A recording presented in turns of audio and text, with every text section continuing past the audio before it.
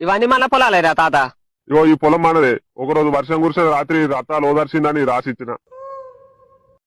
ఇప్పుడు మన పొలానికి ఓనికి తొవ్వి అంటే సింగులని చదువుకుంటాను. దాని సింగులలో నా చేతిరిక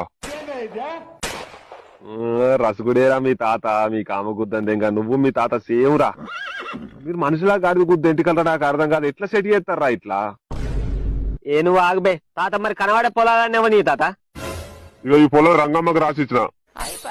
దాని దగ్గర నుండి పిత్తల పోసిగాడు తెంగాడు. దాని దగ్గర నుండి సిలికానే లపాకి తెంగింది.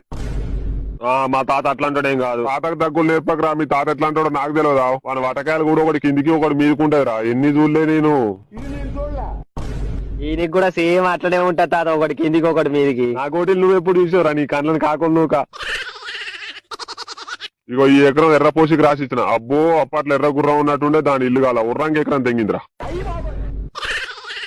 ఎర్రగుండదాన్ని ఎకరం రాసిస్తావా? ఇక తంత ఇంకా ఇంట్లో పడాలి. అవన్నీ ముసలి కుద్దబలిసిన వర్రా మీ తాత. పూగా ఎప్పుడు అడిగినా పైసలు లేవు అంటావు. దాసి దయాల పల్లి చేసినట్టు ఎవరికి పెడతారా ఇవన్నీ?